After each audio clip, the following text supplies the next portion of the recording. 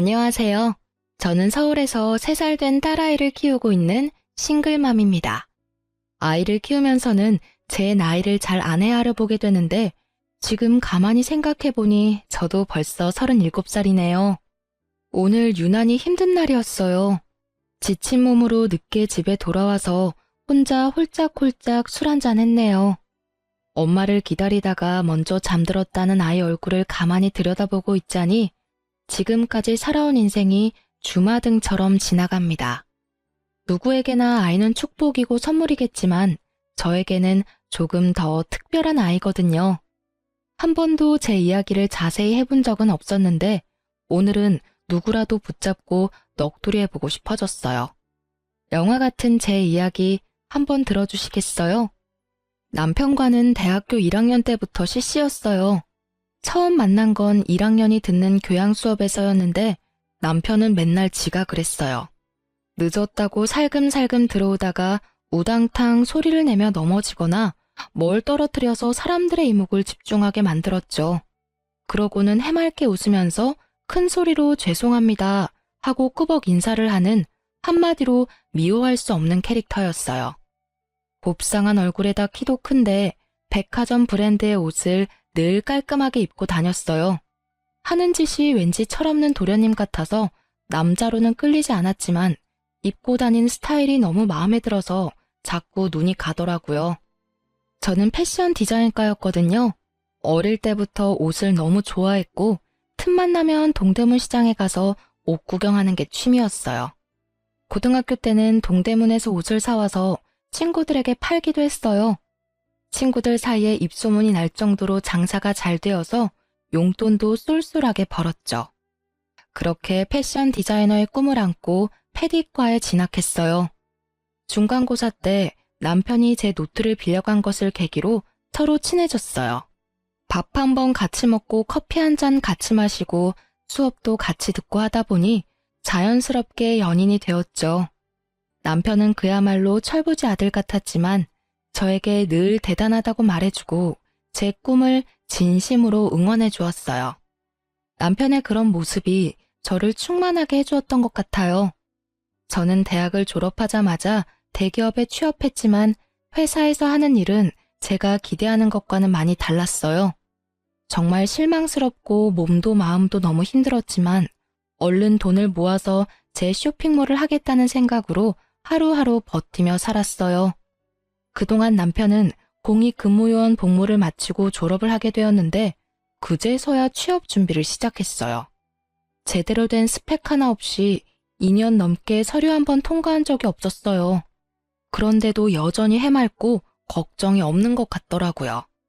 남편의 그런 모습에 이 사람과의 미래가 그려지지 않아서 이별을 고민하고 있을 때였어요. 그날이 발렌타인데이였는데 오랜만에 좋은 데서 밥을 먹자면서 호텔에 있는 레스토랑으로 데리고 가더라고요.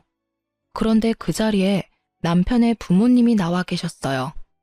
부모님을 처음 뵙는 건 아니었지만 예상하지 못한 상황이라 좀 당황스러웠죠. 그런데 그 자리에서 더 당황스러운 이야기를 하시더라고요. 아무리 봐도 이놈이 취업하긴 글렀고 남의 밑에서 일할 수 있는 놈도 아니다.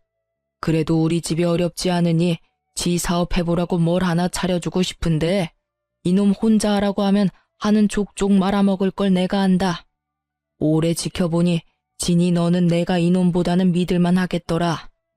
이 양반이 너희 사업 자금을 대주시겠단다. 우리가 도와줄 테니 진이 너 현빈이랑 사업 한번 같이 시작해보면 어떻겠니? 초기 자금으로는 모자라지 않을 만큼 지원하시겠단다. 너희가 이만큼만 나왔는데 더 미룰 것 뭐가 있니? 그냥 너희 결혼해라. 예물 예단 이런 헐에 생략하고 소박하게 가족들만 모여 시골리고 현빈이 아파트에서 같이 살면서 너희 둘 사업 한번 같이 해봐라. 남편의 집안 사정을 아주 자세히 알고 있지는 못했지만 경기도 근처에 대대로 물려받은 땅이 많고 20여 년쯤 전에 그 일부가 고속도로에 유입되면서 엄청난 보상을 받았다고 하더라고요. 친구들 중에는 남편 집안의 부를 부러워하거나 시기하는 애들도 있었지만 저는 사실 경제력을 알고 사귄 것도 아니었고 그를 만나면서 그 집안의 재산이 저와 관계 있는 일이라고 생각해 본 적은 없었어요. 그런데 이 남자랑 결혼을 하면 제 브랜드를 만들고 싶었던 꿈을 이룰 수 있다고 하는데 이게 현실 같지도 않고 한동안 그냥 멍해지더라고요. 그 자리에서 제가 무슨 이야기를 하고 무엇을 먹었는지 아직도 기억이 나지 않아요. 마치 꿈을 꾼 것처럼요. 이렇게 사업을 할 수 있는 기회는 제 인생에서 두 번 다시 오지 않을 것 같아서 솔직히 붙잡고 싶긴 했는데 꼭 돈 때문에 결혼하는 것 같아 제가 너무 속물 같더라고요.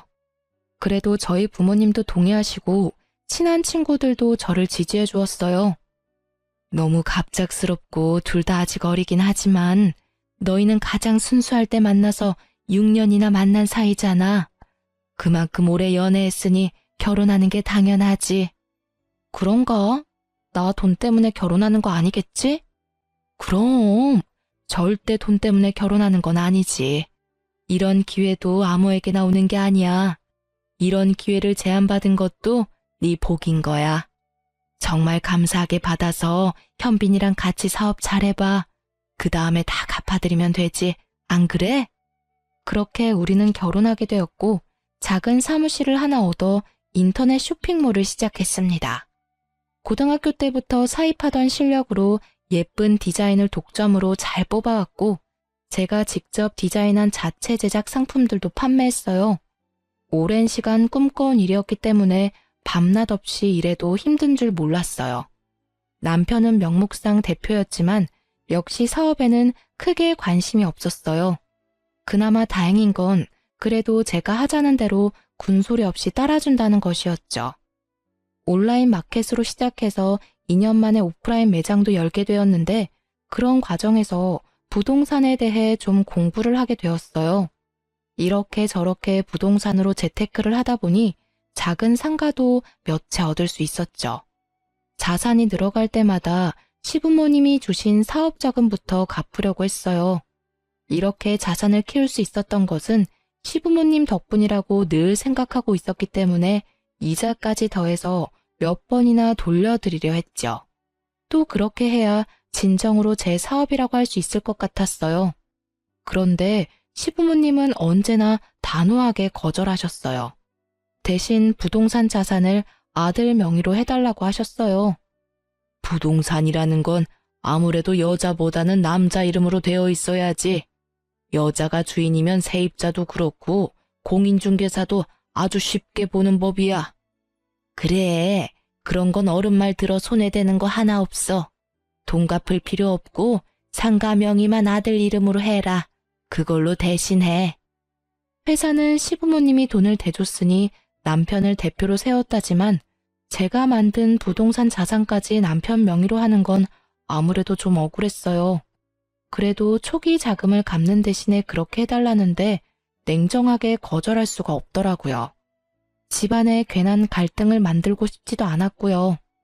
이렇게 모든 게 순탄한 것 같던 저희에게 딱 한 가지 마음대로 되지 않는 건 바로 아이였어요. 결혼 5년 동안 피임을 하지 않았는데도 아이가 생기지 않았거든요. 임신이 안 되는 게 좀 신경이 쓰이긴 했지만 많이 걱정하거나 임신을 하기 위해 일부러 노력하지는 않았어요. 언제든 아이가 찾아오면 기쁘게 낳을 생각이었지만 둘 다 나이가 젊었고 무엇보다 저는 아직까지 사업에 더 욕심이 있었기 때문에 임신 자체가 그렇게 급하진 않았거든요. 그런데 시가에서는 제가 30살이 되는 해부터 임신에 대해 엄청 걱정하셨어요. 시어머니는 저만 보면 임신 이야기를 하셨고 시아버지는 외손주는 남의 자식이고 친손주가 있어야 집안의 대가 끊기지 않는다는 것을 늘 강조하셨어요. 너무 듣기 싫은 이야기였지만 옛날 분들이니까 그런가 보다 하고 그냥 넘기곤 했는데 진짜 짜증나는 건 손이 신우였어요. 신우는 원래 은행에 다녔는데 출산하고 나서 육아를 위해 그만두었대요. 아이가 어느 정도 큰 다음부터는 다시 일을 하고 싶은데 재취업이 쉽지 않아 스트레스를 적잖이 받은 모양이에요. 그래서 시부모님이 작은 카페를 하나 차려주었는데 직원을 두고 운영은 하고 있지만 본인이 그렇게 애정을 갖고 있는 것 같지는 않았어요. 제가 보기에는 카페에서 일하는 것보다 뭔가 더 폼나는 일을 하고 싶은 것 같더라고요. 카페 일은 꼭 막노동 같다면서 자신이 이런 일이나 하고 있을 인물이 아닌데 출산한 것이 억울하다고 해요. 그러면서도 저만 보면 그렇게 임신하라고 난리였어요. 아이가 주는 행복이 얼마나 큰지 올케는 모를 거야. 아이를 낳아야 진정한 어른이 되는 거라고. 아유, 나는 아이 안 낳아본 여자들하고는 말이 안 통해서 좀 답답해. 올케, 1살이라도 어릴 때 애 가져야 돼. 나이 들어서 임신하면 기형아 확률이 더 높아지는 건 알지? 네, 저도 아이 생기면 낳을 거예요. 아이도 좋아하고요. 그러니까 하루라도 빨리 가질 생각을 해야지. 그러다 진짜 큰일 난다. 네, 제가 잘 알아서 할게요. 그러던 어느 날이었어요. 며칠째 감기 기운도 있고 컨디션이 영 좋지 않았는데 어쩐지 평소에 감기 걸린 것과는 뭔가 다르더라고요.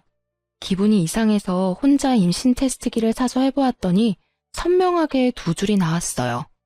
병원에 가보니 임신 5주 차라더군요. 그런데 얼마 안 있다가 갑자기 피가 쏟아지면서 자연유산이 되었어요.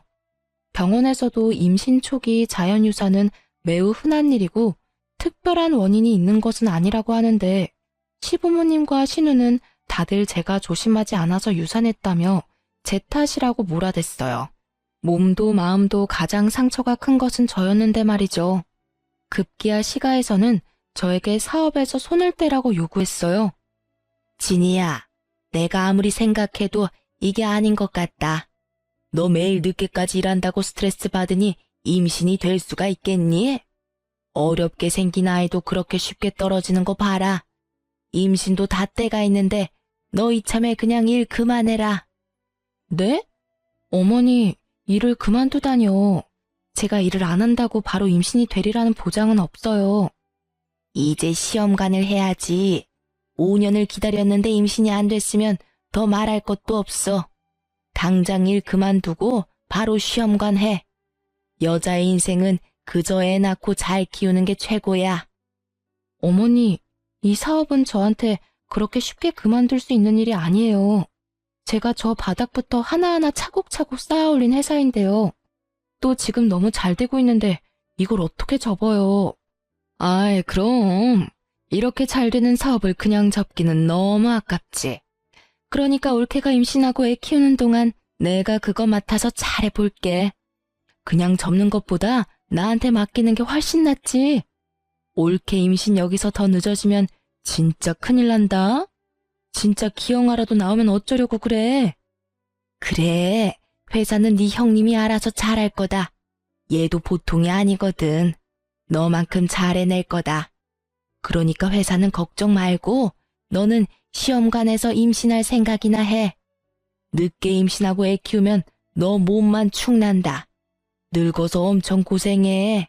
이게 다 너를 위한 일이야.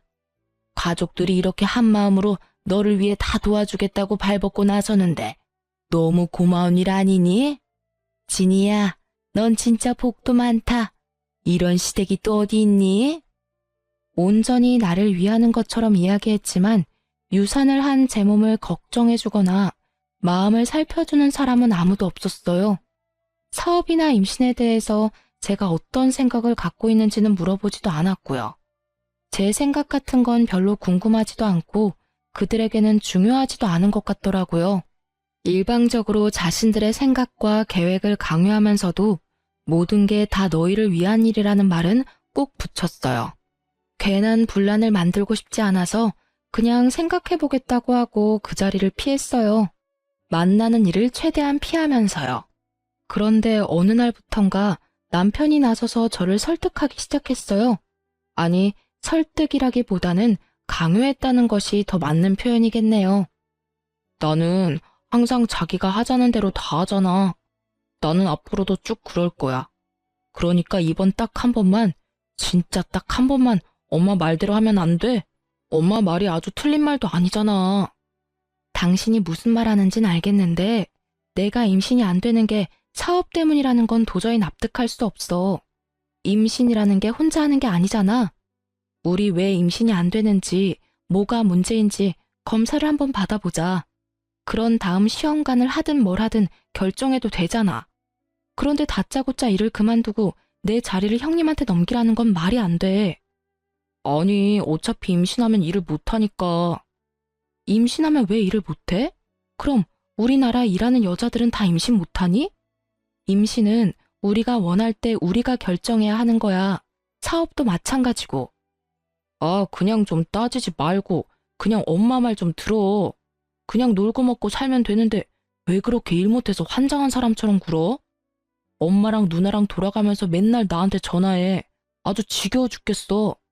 아빠는 우리 집 대 끊길까봐 잠이 안 온대. 그놈의 대가 뭔지. 요즘 세상에 대가 끊기네 마네 하는 게 말이 안 되잖아요.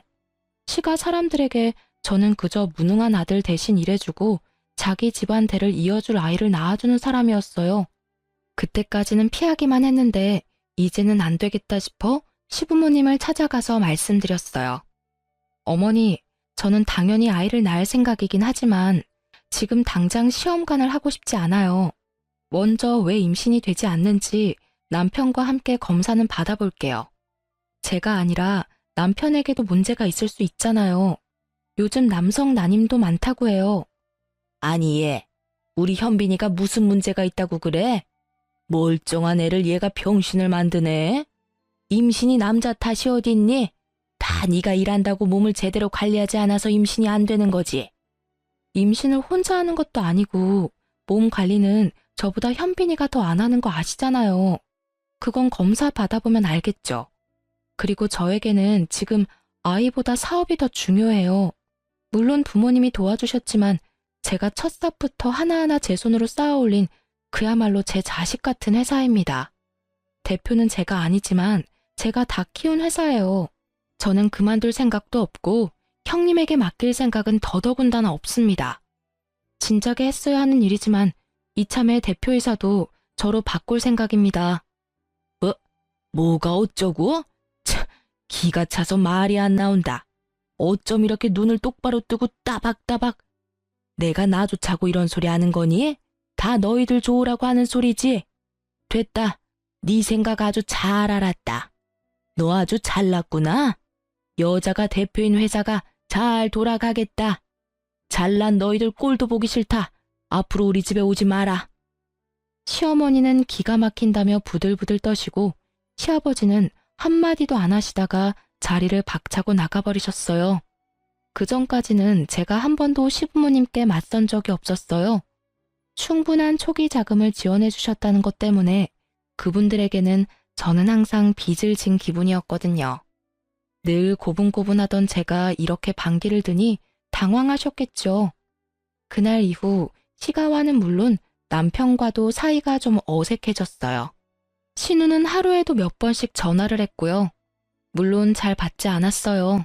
전화를 받지 않으면 카톡으로 엄청나게 화를 쏟아냈어요. 뭐 읽기는 했지만 답을 하지는 않았죠. 시가 식구들과 잘 만나지 않으니 소화도 잘 되고 은근히 편하더라고요. 남편하고도 좀 대면대면해지면서 대화도 잘 안 하게 되었는데 남편은 친구들과 술 마신다며 안 들어오는 날이 점점 더 많아졌어요. 저는 저대로 사업에 더 몰두했죠. 좀 더 사업을 확장하기 위해 사람도 많이 만나고 공부도 했어요. 그러던 어느 날 남편이 회사로 꽃을 보냈더라고요. 미안하다는 장문의 편지와 함께요. 길에서 자객을 봤는데 제가 생각났대요. 제가 제일 좋아하는 꽃이거든요. 편지에는 여전히 사랑하고 존경한다는 말과 함께 주소가 하나 적혀 있었어요. 오랜만에 같이 저녁을 먹고 싶다면서요. 편지를 읽고 펑펑 울었어요. 그래도 고마운 분들이고 내가 사랑하는 사람인데 너무 제 생각만 한 것 같아서 미안한 마음이 들었어요. 그날 이후 저희는 다시 가까워졌어요. 남편이 저에게 애를 많이 쓰더라고요. 특히 지나가다가 생각났다면서 선물을 많이 해주었어요. 명품 가방이나 액세서리 같은 걸요. 또 친구들과 발리로 서핑 여행을 다녀오더니 저와 같이 가고 싶다고 휴가를 내서 여행을 가자고 하더라고요. 거기 너무 로맨틱하더라. 남자놈들하고는 바에서 술 마시고 서핑하는 것밖에 안 했지만 자기랑 같이 가면 수영도 하고 마사지도 받고 시장도 가고 너무 재밌게 보낼 수 있을 것 같아. 그동안 촬영만 하러 갔지 제대로 놀러 간 적은 없었잖아. 일은 잠깐 놓고 나랑 실컷 놀다 오자. 자기한테도 일 생각 안 하는 그런 시간이 필요해. 그렇긴 한데 곧 샘플 나와서 엄청 바빠질 텐데 그래도 될까? 딱 3일인데 뭐. 3일 동안 자기 없다고 회사 안 돌아가면 우리 회사 크게 잘못된 거야. 가끔 사장이 없고 그래야 직원들도 숨통이 트이지. 안 그래? 정말 그동안 신상품 촬영을 하거나 물건 구매를 하러 간 적은 있어도 여행을 위해서 어딜 가본 적은 없었어요. 그렇게 남편이 강제로 끌고 가다시피 해서 3박 4일 동안 일 생각 하나도 안 하고 정말 놀다만 왔어요. 문득 남편이 갑자기 이렇게 잘해주는 게 좀 이상하다 싶은 생각이 들기도 했지만 어쨌든 그 순간만큼은 너무 행복했어요. 이제 시부모님한테도 내가 더 잘해야겠다 싶고 회사 대표 바꾸는 것도 그냥 두기로 마음먹었어요. 행복은 그렇게 오래가지 않았어요. 돌아오는 길에 공항 세관에서 가방 검사를 받았는데 남편 가방에 제가 산 것들과 똑같은 것이 하나씩 더 들어있었어요. 면세점에서 산 팔찌도 똑같은 것이 하나, 현지에서 산 화장품도 하나, 시장에서 스타일이 독특해서 사온 원피스도 똑같은 것을 샀더라고요. 이게 뭐야? 왜 똑같은 걸 샀어? 아니, 그런데 언제 샀어? 자기야, 그러니까 내가 이거 설명해 줄게. 이거 누나 주려고 산 거야. 누나가 자기한테 좀 화가 많이 났더라고. 내가 풀어주려고. 누나한테 선물을 해본 적이 없어서 뭘 사야 할지 잘 모르겠는데 자기가 워낙 안목이 좋으니까 똑같은 거 사면 되겠다 싶었어. 그런데 자기는 누나 별로 안 좋아하잖아. 괜히 기분 나빠할까봐 내가 그냥 몰래 샀어. 말 안 하고 사서 미안해. 아, 그래? 그랬구나. 그럼 나한테 말을 하지. 형님한테 더 어울릴 만한 걸 골라줬을 텐데. 누가 봐도 신우에게 어울릴 만한 것들이 아니었어요. 심지어 원피스는 사이즈도 맞지 않았고요. 평소 남편과 누나의 사이가 나쁘지는 않았지만 그렇다고 저 몰래 선물을 사서 기분을 풀어줄 정도로 다정한 사이는 아니었어요. 일단 알았다고 하고 넘어갔지만 이상한 기분이 들더라고요. 저 말이 안 되는 거짓말 뒤에는 누나가 아닌 다른 여자가 숨겨져 있을 것만 같은 직감이요. 남편은 저에게 더 애를 쓰더라고요.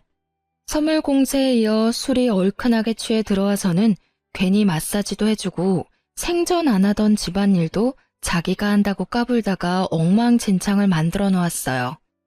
이런 남편의 노력이 어쩐지 순수하게 느껴지지 않았어요. 뭔가 더 있을 것 같은 심증은 있지만 확증이 없으니 제가 괜히 이상한 의심을 하는 건 아닌지 혼란스럽기도 했고요. 그러던 어느 날 제 차가 리콜이 되어 남편 차를 잠깐 쓰게 되었어요. 우연히 남편 차의 글로브 박스를 열었는데 거기에 못 보던 핸드폰이 하나 들어있더라고요. 손에 들고 잠시 고민을 하다가 전원을 켜보았어요. 그야말로 판도라의 상자를 열게 된 거죠. 다른 여자와 나눈 뜨거운 대화들, 친구들이 아니라 그 여자와 다녀온 여행, 누나에게 준다던 선물의 인증샷까지. 남편의 외도를 너무나도 적나라하게 내 눈으로 확인했어요. 남자가 바람을 피면 오히려 집에 와서 잘해준다고 하더니 그 모든 것이 바람 피면서 저에게 쇼한 것이더라고요. 그날 밤에도 술을 마시고 늦게 들어왔는데 한 손에 꽃다발을 사들고 왔더라고요. 꽃다발 따위 쓰레기통에 처박고 싶은 심정이었지만 일단 물 한 잔 떠주고 이야기 좀 하자고 했어요. 왜? 무슨 일 있어? 얼굴이 왜 그래? 어디 아파? 병원 갈까? 저는 말없이 차에 있던 핸드폰을 내밀었어요. 남편의 눈이 2배는 커지더라고요. 이거 어떻게 자기가... 아니, 이거 내 거 아닌데? 이거 뭐야? 다 봤어. 그동안 쇼하느라 엄청 힘들었겠다. 발리에서 산 선물들 누나 준다더니 내가 아는 누나가 아니던데? 형님이 알면 서운하겠다. 남편은 어쩔 줄 모르고 동공이 마구 흔들리더니 갑자기 핸드폰을 집어던지고 골프채를 들어 물건을 때려 부셨어요. 왜 남의 물건에 허락도 없이 손을 대고 난리야? 아무리 부부라도 프라이버시가 있는 거 아니야? 내가 너 이래서 너랑 사는 게 정말 숨 막혀. 너 나 무시하잖아. 너 우리 엄마 말도 안 듣고 누나 전화도 안 받고. 내가 둘한테 얼마나 시달리는 줄 알아? 너는 너무 너 혼자 잘났어. 잘난 너랑 사는 거 나 진짜 힘들어. 오, 그래? 그랬구나. 나는 나만 너랑 사는 게 힘든 줄 알았는데 너도 그랬다니 다행이다. 이제 그만 살면 되겠네. 이렇게 마음이 잘 맞을 줄이야. 남편도 그랬지만 시가에서도 남편이 바람핀 것은 모두 제 탓이라고 하더라고요. 제가 남편과 시가를 무시하고 그놈의 임신도 하지 않았기 때문이라고요. 저는 그 길로 짐을 정리하여 집을 나왔고 남편의 외도를 사유로 이혼 소송을 냈어요. 부동산 자산은 남편 명의로 되어 있지만 제가 전적으로 형성한 것이니 제가 가져올 수 있도록 재산 분할을 청구했죠. 굳게 마음을 먹고 준비를 단단히 했지만 제대로 싸워보지도 못하고 허탈하게 끝이 났어요. 이혼 소송을 낸 지 한 달도 채 되지 않았을 때 남편이 새벽에 만취한 상태로 무단횡단을 하다가 교통사고를 당했거든요. 병원으로 옮겨져 3일 동안 의식이 없다가 결국 세상을 떠났어요. 정말 믿기지 않는 일이었죠. 시가에서는 이번에도 저 때문에 남편이 죽었다고 몰아세웠어요. 제가 이혼 소송을 내서 남편이 극도로 스트레스를 받았다면서요. 남편은 여자하기 나름인데 한 번쯤 용서하고 다독이지 못한 제가 천하의 나쁜 년이라며 원망했고 너도 벼락 맞아서 죽으라면서 저주하고 갖은 욕설을 퍼부었어요. 시어머니에게 뺨을 얻어맞기도 하고 머리카락을 뜯기기도 했어요. 남편의 사망은 저에게도 충격이었어요.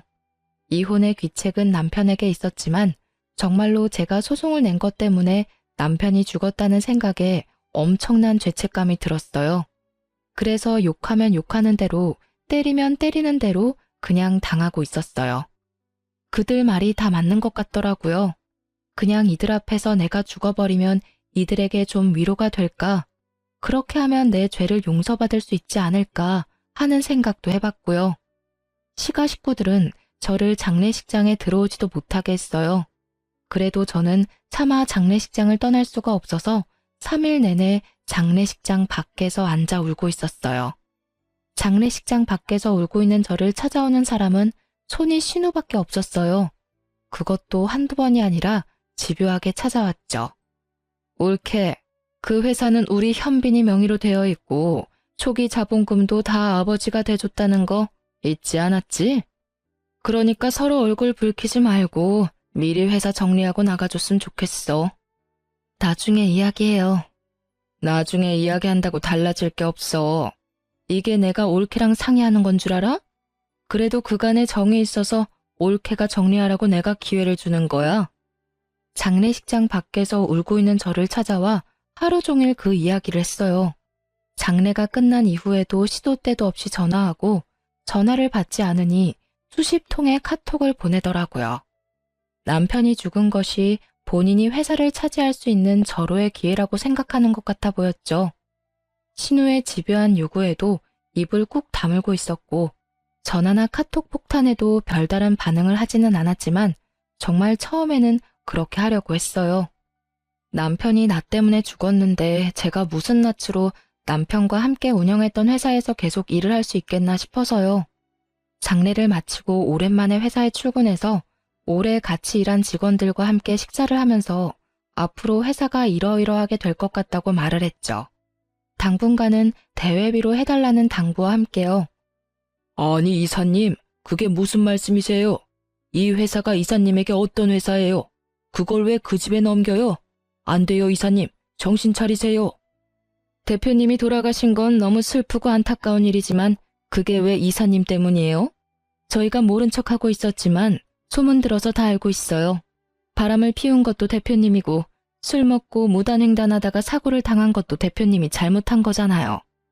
미리 말씀드리지 못했지만 저희 직원들이 대표님이 다른 여자 만나는 거 본 적 있어요. 그래서 회사에 소문도 돌았고요. 대표님이 이사님과 여행 가신다고 할 때 저희 다 경악했어요. 두 분 이혼하신다는 소문에 저희가 얼마나 다행이라고 생각했다고요. 이런 거 미리 말씀드리지 못해 정말 죄송해요. 네, 이사님, 절대 안 돼요. 저희 지켜주셔야죠. 대표가 바뀌면 저희 다 그만둘 거예요. 그럼 이 세상에 우리 브랜드 없어지는 거예요. 제발 정신 차려주세요. 저희 회사 지켜주세요. 이사님 피땀으로 만든 회사잖아요. 직원들의 말에 갑자기 정신이 번쩍 들더라고요. 정말 그랬어요. 남편이 죽은 건 너무 슬프고 안타까운 일이었지만 정말 그가 저 때문에 죽은 건 아니었어요. 바람을 피운 것도 그였고 시가 사람들 말대로 제가 남편이 바람핀 것을 용서해야 할 이유 같은 건 하나도 없었어요. 술을 먹은 것도 무단횡단을 한 것도 그래서 죽은 것도 제 잘못이 아닌 그의 잘못이었어요. 여기까지 정리가 되고 나니 내가 일군 이 회사는 절대 뺏길 수 없다는 생각이 들었어요. 회사뿐만 아니라 그동안 내 피와 땀으로 만든 재산도 다 찾아와야겠다고 마음먹었어요. 그동안은 소화도 안 되고 구토가 나서 잘 먹지도 못했는데 갑자기 기운이 솟으면서 이것저것 먹고 싶은 것도 생기고 밥도 잘 챙겨 먹고 다녔어요. 남편이 사망하면서 이혼 소송은 무효가 되었고 상속으로 재산을 정리해야 했어요. 우리 부부는 아이가 없었기 때문에 저와 시부모님이 남편의 재산을 공동으로 상속받는 상황이 되었죠. 법적으로 시부모가 각각 1이고 저는 1.5가 되어서 결과적으로는 시부모가 더 많이 가져가는 모양새가 되더라고요. 상속의 규모도 그렇지만 어떤 것을 나눌 것인가도 신중해야 했어요. 자칫 잘못하면 상속세 폭탄만 맞게 되고 제 손에 쥐어지는 것이 없겠더라고요. 어찌된 영문인지 남편의 재산을 정리하는 와중에 저는 모르고 있었던 재산이 꽤 나타났어요. 알고 보니 시아버지가 세금을 피해보려는 목적으로 남편 이름으로 된 계좌를 만들어 적지 않은 현금을 넣어두었어요. 또 시부모가 신우에게 차려준 카페도 남편의 명의로 되어 있었어요. 부동산은 남자 명의로 되어 있어야 한다는 것이 시아버지의 신념인데 본인 이름으로 하자니 세금이 걸리고 사위는 남의 자식이니 못마땅하고 자기 자식인 아들 이름을 걸어둔 모양이에요. 이 재산들은 현빈이도 잘 몰랐던 내 재산이다. 내가 만들어 온 재산이란 말이다. 이건 네가 손댈 수 없다. 네 상속분에서 이 부분은 다 우리에게 돌려놔라. 내 아들이 너 때문에 죽었는데 이런 것까지 네가 다 가져간다면 그게 사람이겠니? 인두껍을 쓰고 어떻게 그래? 마음 같아서는 한 푼도 안 주고 쫓아내고 싶건만 평생 놀고 먹는 것밖에 할 줄 모르는 사람이었어요. 이 사람 앞으로 된 재산 다 제가 만든 것들입니다. 긴 말하지 않겠습니다. 법대로 하시죠. 남편이 상속받은 것보다 제가 불린 재산이 훨씬 많습니다. 제 것 분명하게 내놓으셔야 할 겁니다. 저런 사람 같지도 않은 것 같으니라고. 다 우리가 준 돈으로 시작한 것들인데 거기에 네 것이 어디 있어? 우리가 아니었으면 네가 무슨 재주로 그렇게 할 수 있냐고. 시부모는 거품을 물고 저를 비난했지만 저는 눈 하나 깜짝하지 않았어요. 당당했거든요. 처음에 시부모님이 돈을 내어주신 것은 맞지만 몇 번이나 돌려드린다는 걸 고사하고 거절한 것은 그분들이었으니 그 돈에 대해서는 제가 주눅들 이유가 없더라고요. 사실 결혼 생활 내내 뭔가 빚진 것 같은 기분 때문에 저도 시가에 적지 않은 노력을 했어요. 좀 부당하다 생각되어도 시부모님 하라는 대로 고분고분 말도 들었고 해마다 때마다 물질적으로나 물리적으로나 저는 최선을 다했어요. 더군다나 밤낮으로 일해서 재산을 만들었고 매일 놀고 먹기만 하는 한량 같은 남편의 재산까지 제가 착착 불려주었잖아요. 저에게 수고했다 절을 해도 시원치 않은데 계속 비난만 하는 그들에게 저도 더 이상 당하지 않을 거라고 마음을 굳게 먹었죠. 제가 기여한 부분들을 증명해서 재산을 가져오기 위해 변호사를 고용하고 소송을 준비했어요.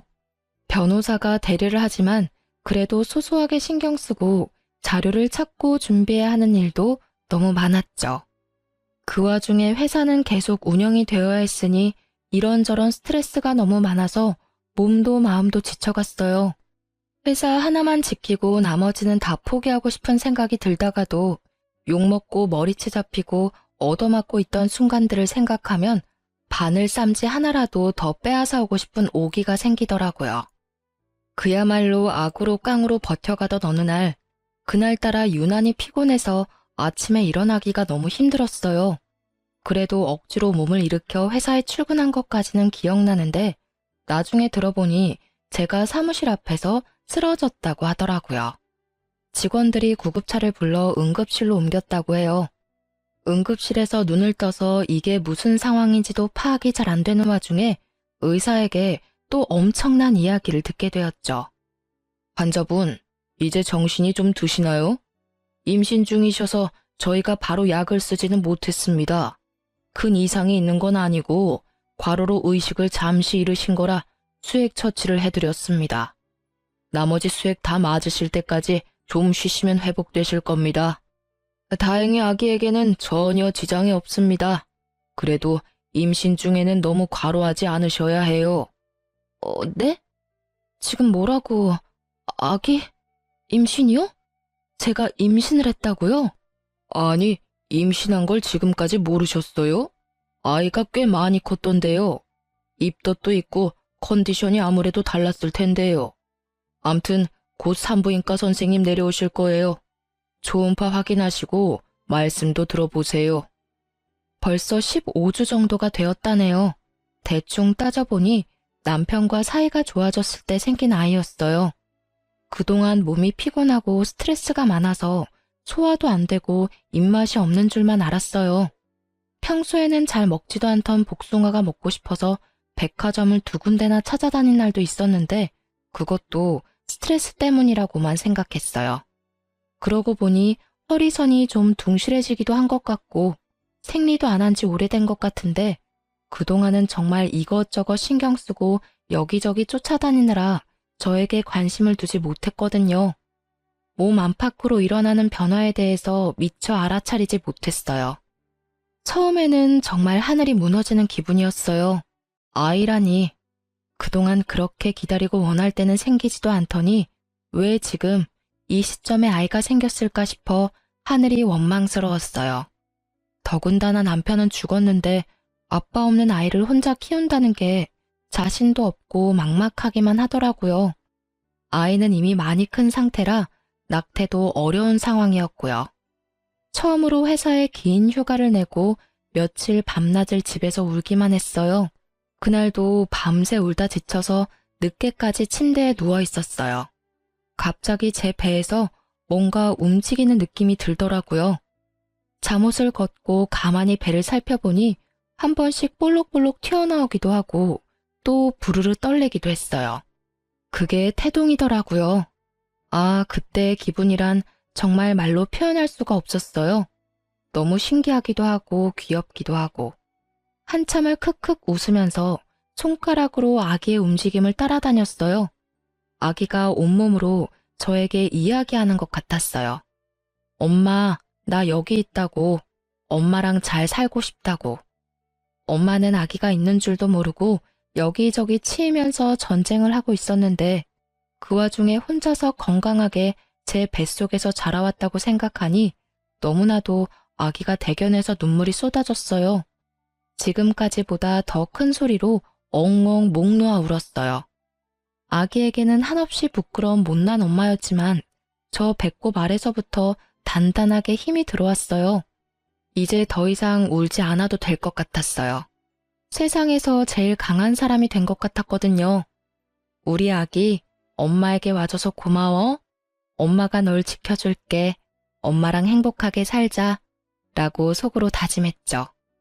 뱃속의 아이는 딸이었어요. 우리 딸의 존재가 밝혀지면서 거짓말처럼 그 복잡한 싸움들이 다 해결되었어요. 직계 가족이 생겨서 남편의 재산은 뱃속의 아이와 제가 100% 상속하게 되어 시부모와 지리멸렬하게 싸울 필요가 없어졌어요. 저는 그저 잘 먹고 마음 편안하게 지내면서 아이가 건강하게 태어날 수 있도록 지켜주기만 하면 되었어요. 그렇게 임신 타령을 하던 시가 식구들은 제가 임신했다는 소식에 얼굴이 하얗게 질리더라고요. 물론 이번에도 신우가 쌍심지를 들고 나서긴 했죠. 그렇게 안 생기던 아이가 갑자기 생겼다고? 그거 현빈이 아이가 아닐 수도 있잖아. 네가 바람 폈을지 누가 알아? 친자 확인해야지. 좋아요. 친자 확인해드리죠. 하지만 여기까지예요. 저는 더 이상 여러분들의 그 어떤 요구에도 응하지 않을 겁니다. 이제 남편이 없으니 서로 얽히지 말고 각자의 인생 잘 살아가는 것으로 해요. 그게 무슨 말도 안 되는 소리니? 엄연히 우리 손주가 있는데 핏줄이 끊어질 수 있는 줄 아니? 지금 제가 동의를 구하는 줄 아세요? 나머지 모든 절차는 각자 변호사와 해결하기로 하죠. 양수 검사를 통해 친자임을 확인했어요. 신우가 늘 그렇게 걱정하던 기영아 검사도 함께 했네요.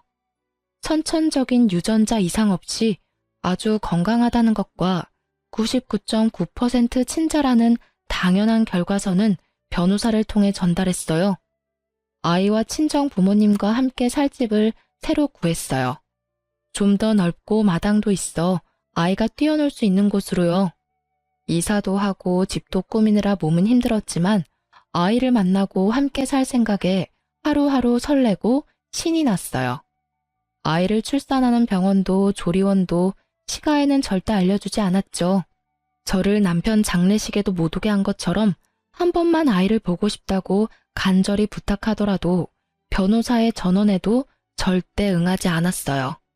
어차피 남편이 없으면 남인 사람들인데 더 보고 살 이유가 있나요? 아, 남편 명의로 되어 있던 신우의 카페는 법에 따라 제가 상속받았고 바로 팔아 처분한 다음 상속세 내는데 보태었어요. 크진 않아도 목이 좋은 상가라서 값은 제대로 받았네요. 우리 딸은 저를 닮아서 건강하고 아주 똘똘하답니다. 아이가 커가는 게 너무 아쉽고 아까운데 벌써 3살이 되었어요. 밥도 잘 먹고 말도 얼마나 잘하는지 하루 종일 아이가 종알대는 소리가 끊이지 않는답니다. 덕분에 어른들의 얼굴에는 항상 웃음꽃이 피어있죠. 저희 회사에는 아동복 라인이 새로 런칭되었어요. 딸을 생각하며 제가 직접 만드는 옷이니만큼 시장에서도 반응이 아주 좋답니다.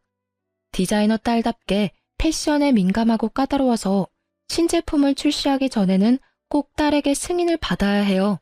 그러다 보니 저희 회사에서 제일 공을 들이고 있는 것이 아동복이 되었답니다.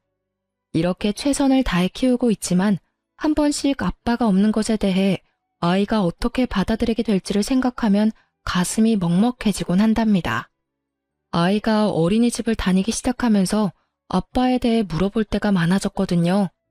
처음에는 아빠가 뭐냐고 물어보더니 그 다음부터는 우리 집은 왜 아빠가 없는지, 아빠가 어디 갔는지, 아빠는 어떻게 생겼는지 등등 물어보더라고요. 아빠는 하늘나라에 있는데 거긴 멋있고 좋은 사람들이 가는 곳이라고, 거기서 언제나 우리를 지켜보고 있다고 이야기해 주었어요. 아빠의 사진도 보여주고 결혼식 비디오도 보여주었어요. 아이가 커가면서 아빠의 죽음과 우리 집의 상황을 건강하게 이해하고 받아들일 수 있도록 도와주는 것이 저의 숙제겠죠. 그래도 정말 우리 딸은요, 열심히 살아온 저에게 하늘이 준 선물이에요. 남편에 대해서는 아직도 분노와 원망이 더 크고 남편의 부재가 너무 크게 느껴져서 뼛속까지 외로운 날도 있지만 우리 딸은 그가 마지막으로 저에게 준 선물이라고 생각하고 있어요. 그가 준 수많은 선물 중에서 제일 마음에 드는 소중한 선물이요. 우리 딸 진짜 저에게 특별한 아이죠? 혼자서 아이를 키우며 일하는 것이 쉽지만은 않지만 저 열심히 그리고 씩씩하게 살아갈 겁니다. 그래서 우리 딸 보란 듯이 잘 키울 거예요. 여러분, 저 응원해 주실 거죠? 지금까지 제 사연 들어주셔서 감사합니다.